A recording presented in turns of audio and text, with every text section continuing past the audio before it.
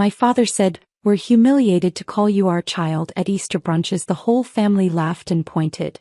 So I stayed quiet, let them enjoy their jokes, and when dessert came I announced I'd just been named in Forbes as a billionaire and they were cut from my will. Welcome, family. Please subscribe if you enjoy stories like this. Say hello in the comments and tell us your city or country. With that, let's continue our story. The text from my mother arrived on a Tuesday morning while I was in a board meeting. Easter brunch. Sunday. 11 a.m. Don't be late this time. No, please. No, we'd love to see you. Just a command, like I was still 12 years old and living under their roof. I stared at my phone, my thumb hovering over the screen. I hadn't seen my family in 8 months. Not since Thanksgiving, when my father made that comment about my little tech hobby, while my siblings snickered into their wine glasses. I should have declined. God knows I had legitimate reasons. Investor calls scheduled, product launches pending, a company that needed me. But there was something in me, some stubborn little girl who still wanted her parents' approval, that made me type back, "I'll be there." My assistant, Carson, noticed my change in demeanor immediately. "Everything okay?" he asked, his brow furrowed with concern. Carson had been with me since the beginning, when my startup was just me, a laptop, and a dream in a cramped apartment. "Family dinner," I said, and he winced. He knew. Everyone in my inner circle knew about my family, how they'd mocked my business degree, laughed when I quit my stable job to launch my tech company, predicted my failure at every turn. "You don't have to go," Carson reminded me gently. But I did. Because somewhere deep inside I was still hoping. Still believing that maybe this time would be different. That maybe they'd finally see me. If you've ever felt invisible in your own family, you know exactly what I mean. Drop a comment below if this resonates with you. I spent the rest of the week preparing, though I told myself I wasn't. I got my hair done at that expensive salon downtown, the one I would have never dreamed of affording 5 years ago. I picked out an understated but elegant dress, nothing too flashy. I didn't want to give them ammunition. My family had a way of turning anything into a weapon. Friday afternoon my phone rang. It was my younger sister, Janelle. "Hey, just making sure you're actually coming on Sunday," she said, her voice dripping with skepticism. "Mom's worried you'll flake like you always do." "I always do." I felt my jaw tighten. "Janelle, I've missed 2 family gatherings in 3 years, and both times I was traveling for work." "Right, your work." I could hear the air quotes in her voice. "Listen, just try not to talk about your app thing too much, okay? You know how Dad gets." My app thing. My company that now employed 300 people. My app thing that had just closed a deal that would change the trajectory of tech accessibility forever. But I swallowed my anger. "Sure, Janelle. I'll be on my best behavior." After we hung up, I sat in my office watching the city lights flicker to life below.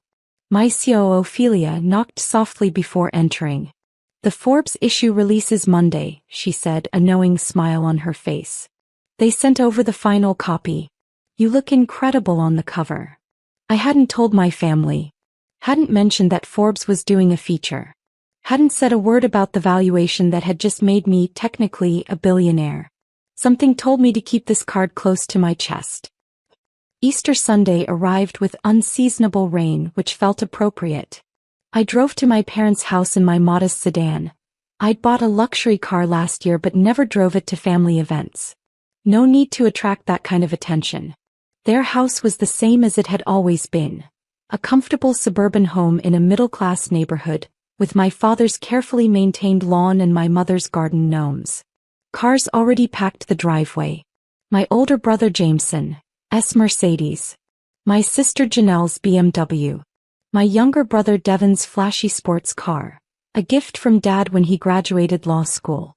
I'd gotten a card and a check for $50 at my graduation. I parked on the street and sat for a moment, gripping the steering wheel, reminding myself why I'd come. Inside, the house buzzed with familiar voices. My aunts were in the kitchen, my uncles watching basketball in the den. My cousins' kids ran screaming through the halls. For a moment I felt a pang of nostalgia. This used to feel like home. "Well, look who decided to show up," my father's voice boomed from the living room. Roger McLeod stood 6'3", a retired postal supervisor who'd built his identity on hard work and traditional values. He'd never understood my path. Never tried to. "Hi, Dad." I moved to hug him, but he'd already turned to say something to Jameson. My mother, Eleanor, swooped in with air kisses that didn't touch my cheeks. "You're late," she whispered. "And that dress is a bit much, don't you think?" I glanced at the clock. I was 7 minutes early. But I smiled and said nothing. "Pick your battles," I reminded myself. "Just get through today." Brunch was set up buffet style in their dining room, my mother's famous spread. Ham, turkey, macaroni and cheese, collard greens, cornbread. The food of my childhood, tastes that should have brought comfort but instead just reminded me of all the meals where I'd been the punchline. I filled my plate modestly and found a seat at the extended table they'd set up. My cousin Millie smiled at me warmly. She'd always been kind. "How's the tech world treating you?" she asked genuinely. Before I could answer, my brother Jameson interjected. "Oh, here we go. Everybody brace yourselves for the startup speech." Laughter rippled around the table. My father chuckled, shaking his head. "Leave your sister alone, Jameson. She's very passionate about her little computer project." Little computer project. The words hit like a slap, but I maintained my composure. "It's going well, actually. We just—" "Did you see Devon made partner at his firm?" my mother interrupted, beaming at my youngest brother. 28 years old and already a partner. "We're so proud." Devon preened under the attention. He'd always been the golden child. Charismatic, traditionally successful, everything my parents valued. It wasn't easy, but hard work pays off. He shot me a pointed look. "When you stick with something real." I felt my face grow hot, but I took a sip of water instead of responding. Millie reached over and squeezed my hand under the table, a small gesture of solidarity that almost broke me. "Speaking of real jobs," Janelle piped up, "are you still living in that tiny apartment downtown? Girl, when are you going to get a real place? Have you ever felt like you couldn't win no matter what you did? Let me know in the comments." My Aunt Carol, my father's sister, leaned forward with false sweetness. "Honey, your mother tells me you're still single. At your age you should be thinking about settling down. All this career stuff is fine, but what about children? A family?" I was 32. Janelle, sitting across from me at 29 with no partner in sight, received no such questions. But I'd learned years ago that different rules applied to me. "I'm focused on my company right now," I said evenly. "We're in a crucial growth phase." My Uncle Matthew snorted. "Growth phase? That's what they all say before they crash and burn. Remember that cousin of mine who tried to start a business? Lost everything. Had to move back in with his mama at 45. That's different," I started, but my father cut me off. "Matthew's got a point, baby girl. This internet stuff, it's not stable. It's not real. You got a good education. Why don't you use it to get a real job? Something with benefits, a pension. Something we can tell people about without having to explain." The table went quiet for a moment and I felt every eye on me. This was it. The moment I was supposed to defend myself, justify my existence, prove my worth. I'd done it 1,000 times before, and I was suddenly exhausted by the thought of doing it again. "I have a real job, Dad," I said quietly. "I employ 300 people. We're profitable. We're making a difference in people's lives." 300 people? They laughed. "Where? In some warehouse somewhere. Please. I saw that article about tech layoffs. Your company is probably next." The meal continued, and with each passing minute the comments grew sharper. My mother critiqued my hair, my nails, my weight. "You've lost too much weight, baby. Men don't like skin and bones. You need to eat more." Then minutes later, "Maybe skip the dessert though. That dress is already a little snug." Janelle and her friends, who'd somehow been invited to this family gathering, whispered and giggled whenever I spoke. My younger cousins, influenced by the adults, began to join in. "Aunt Sarah thinks she's Steve Jobs," one of them said, loud enough for the table to hear. Everyone laughed. Through it all I remained calm. I'd learned this survival technique years ago. Don't react, don't engage, don't give them the satisfaction. But inside something was shifting. A decision was crystallizing. My phone buzzed in my purse. I excused myself to the bathroom and checked it. An email from my lawyer, confirming the documents I'd requested had been prepared. Another from Ophelia. Forbes officially goes live at midnight. Prepare for media storm. And one from Carson, my assistant. You okay? Remember, you're a badass. I looked at myself in my parents' bathroom mirror. The same mirror where I'd cried as a teenager, where I'd given myself pep talks before school, where I'd promised my younger self that someday I'd make it out and make something of myself. I'd kept that promise. Why was I still seeking approval from people who'd never believed in me?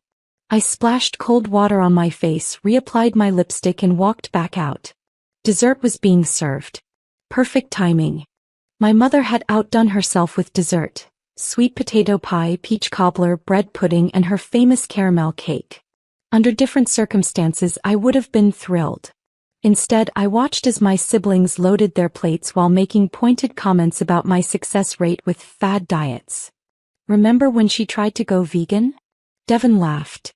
Lasted like 3 weeks. Everything she does is a phase, Janelle added. This business thing will be the same. She'll be back to normal soon, working some regular job like the rest of us. My father leaned back in his chair, full and satisfied, surveying his family like a king over his kingdom. This was his favorite part of these gatherings, when he could hold court and everyone would listen. You know what your problem is? He said, looking directly at me. You never learned to be realistic. Always had your head in the clouds. My mother nodded in agreement. We tried to teach you. Lord knows we tried. But you always thought you were special, different from everyone else. Above your raising, my Aunt Carol added, a phrase I'd heard my entire life. He raised his glass. Here's to being grounded in reality. To real jobs, real success, and real contributions to society. He was looking at everyone except me. The message was clear. They clinked glasses. They laughed. They celebrated themselves and their conventional paths while I sat there, invisible once again. But this time something was different. This time I wasn't hurt. I was calm. I was ready. And I had the last word. If you're still watching, drop a like. This is where everything changes. You know what? My father said, his voice taking on that particular tone, the one that meant a lecture was coming. I've been thinking about this a lot lately, and I've come to a realization. He paused for effect, making sure everyone was listening. We're humiliated to call you our child. The room went silent. Even my cousin's kids stopped running around. My mother's eyes widened slightly, but she said nothing to contradict him. Humiliated, he repeated, letting the word hang in the air. Every time someone asks me about my children, I talk about Jameson and his corporate career, Devin and his law practice, Janelle and her marketing success. And then they ask about you, and what do I say? That you're playing with computers? That you're running some startup nobody's heard of? My brother Jameson snickered. Dad's got a point. It is pretty embarrassing when people ask. Last month at church, my mother chimed in, finding her voice. Sister Ophelia asked about you. I didn't know what to say. I just said you were doing your thing, and changed the subject. Do you know how that feels? To not be able to brag about your own daughter. The table erupted in agreement. My aunts nodded sympathetically. My uncles murmured about kids these days. Janelle and Devin exchanged knowing looks. Even Millie, who'd been kind earlier, stayed silent, unwilling to go against the tide. We gave you everything, my father continued. A good home and education opportunities. And this is what you do with it. Chase pipe dreams? Embarrass us. I sat there, letting their words wash over me. A younger version of myself would have cried. Would have argued, defended, pleaded for understanding. But I'd grown past that. I'd built something they couldn't comprehend, achieved what they couldn't imagine, and become someone they refused to see. Do you have anything to say for yourself? My father demanded. Any explanation for why you insist on being such a disappointment? I took a slow sip of water, carefully set down the glass, and looked around the table. At my father, so certain of his righteousness. At my mother, who'd never once defended me. At my siblings, who'd made a sport of putting me down. At my extended family, who joined in the mockery without ever asking about my actual life. Actually, I said, my voice steady and clear, I do have something to say. The table leaned in slightly, expecting either an apology or another opportunity to tear me down. I could see it in their faces, the anticipation of more entertainment at my expense. But first, I continued, I want to thank you all for this meal. Mom, the food was delicious as always. And Dad, thank you for making your feelings so crystal clear. It's helpful to know exactly where I stand. My father frowned, confused by my tone. It wasn't defeated or angry. It was calm, collected, almost amused. Are you being sarcastic? Janelle asked suspiciously. Because that's really rude. Not at all, I said. I'm being sincere. This has been an incredibly enlightening afternoon. Clarifying even. I pulled out my phone and Jameson rolled his eyes. Seriously? You're checking your phone at the dinner table? He Dad. No respect. I'm not checking my phone, I said calmly, pulling up the email from Forbes. I'm about to show you something. But first I need to address what Dad said. About being humiliated to call me your child. I looked directly at my father. I want you to know that I heard you. I understand completely. Good, he said, nodding. Maybe now you'll... I'm not finished, I interrupted, and something in my voice made him stop. You're humiliated by me because you don't understand what I do. You're embarrassed because you can't brag about it at church. You're ashamed because my success doesn't fit into the neat little boxes you've created for what matters in life. My mother stood up. Now wait just a minute. Mom, sit down. Please. And surprisingly, she did. I spent my entire childhood trying to make you proud. I got good grades, you said I was a nerd. I got scholarships. You asked why I couldn't be more social like Janelle. I graduated top of my class. You asked when I'd get a real job. I started a company, you called it a phase. I employed people, changed lives, built something from nothing, and you called it embarrassing. The room was deadly quiet now. No one was laughing. This morning, I continued, my voice strengthening, Forbes magazine released their annual issue. The one they've been working on for 6 months. The one that profiles the most influential people in technology and business. I turned my phone around, showing them the screen. This is the cover. On the screen was my face. Professional, confident, successful. The headline read, The Quiet Billionaire, How Sarah McLeod Built an Empire While Everyone Was Looking the Other Way. The silence that followed was deafening. I watched as comprehension slowly dawned on their faces. The confusion, the disbelief, the dawning realization that they'd miscalculated badly. That's you, my mother whispered, reaching for the phone. I pulled it back. Yes, it's me. My company just completed a funding round that values us at $3 billion. My personal stake, $1.2 billion. But it's not just about the money, though I know that's all some of you will hear. We've developed technology that provides internet access to underserved communities. We've created jobs. We've changed lives. That little computer project Dad mentioned, it won the Technology Innovation Award last month. That startup nobody's heard of? We have 12 million active users. Jameson's face had gone pale. 12 million. 12 million, I confirmed. But none of you asked. Not once in 3 years did any of you ask for details about my work. You just assumed it was nothing because it wasn't what you understood. Devin found his voice. Why didn't you tell us? If you were so successful. When? I asked sharply. When you called it a little hobby? When you compared me to Uncle Matthew's failed cousin? When Dad said he was humiliated? I tried to tell you. Every gathering, every phone call. But you didn't want to hear it. You wanted me to fail because it validated your choices, your safe paths, your conventional lives. My Aunt Carol stood up. Now honey, that's not fair. Isn't it? I turned to her. Tell me, Aunt Carol, when was the last time you asked me about my life?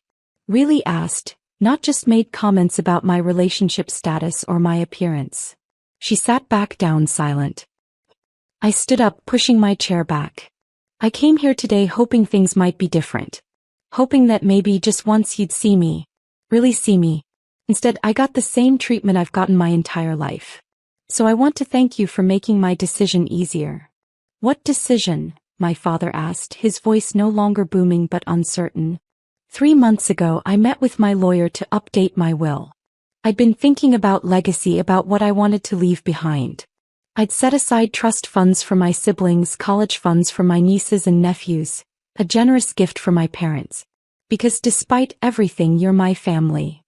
I could see the calculations starting in their eyes, the mental math of what a billionaire's generosity might mean. But today clarified something for me. "You don't want me. You want my potential resources. You're not proud of who I am, you'd just be proud of what I could give you. So here's what's going to happen."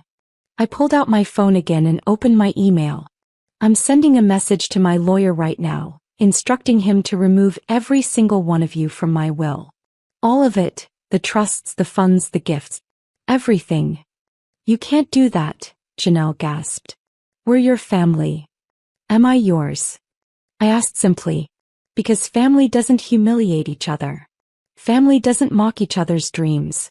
Family shows up. And none of you have shown up for me in years. My mother started crying, but they were calculated tears. The kind she'd always used to manipulate situations. "Baby, you're being dramatic. Your father didn't mean." "He did. And that's okay. He's allowed to be humiliated by me. And I'm allowed to decide that I don't need people in my life who make me feel small." I picked up my purse, my hands steady despite the adrenaline coursing through my veins. The Forbes article goes into detail about my philanthropy work. I've donated millions to organizations that help kids like I was. Kids who don't fit their family's expectations. Kids who are called disappointments for dreaming differently. That work will continue. My legacy will be helping people who actually need it, not funding the retirements of people who never believed in me. I found his anger. "You're being vindictive. This is cruel." I laughed. A real laugh, not bitter but free. "This is cruel. Vindictive. I sat through years of your comments, your jokes, your dismissals. I came to every gathering even when I wasn't wanted. I tried. But you know what? I don't have to anymore." I walked toward the door and my father's voice stopped me one last time. "If you walk out that door, you're not welcome back." I turned and looked at him, really looked at him. He was smaller than I remembered, diminished by his own narrow thinking. "Dad, I stopped feeling welcome here a long time ago. You just never noticed." As I reached my car, I heard the house erupt behind me, shouts, arguments, my mother's wailing. Millie ran out after me. "Sarah, wait." I turned and she hugged me fiercely. "I'm sorry," she whispered. "For not speaking up. For all of it." "It's okay," I told her honestly. "You have to live with them." "I don't." Driving away, I didn't feel triumphant or victorious. I felt sad, deeply, achingly sad. Not for what I'd lost, but for what had never really existed in the first place. The family I'd wanted, the acceptance I'd craved, the love I'd deserved. None of it had ever been real. I was free now. And sometimes freedom comes with grief. 3 months later, Forbes ran a follow-up piece about my expanded philanthropic work. My family tried to reach out. Letters, emails, even showing up at my office. But I'd meant what I said. I'd spent 32 years seeking approval from people who would never give it. Now I was building something better. A chosen family of people who saw me, celebrated me, and understood that success isn't measured by how well you fit someone else's expectations. My father never apologized for saying he was humiliated. My mother never acknowledged the years of criticism. My siblings never admitted their cruelty. And that taught me the most valuable lesson of all. Sometimes the people who should love you most are the least capable of seeing your worth. But that doesn't diminish your worth. It just means you need to look somewhere else for your family. If this story resonated with you, please subscribe and hit that notification bell. Share your own stories of overcoming family rejection in the comments. You're not alone. And remember, the people who can't see your value don't deserve a front row seat to your success. Thank you for watching, and I'll see you in the next story.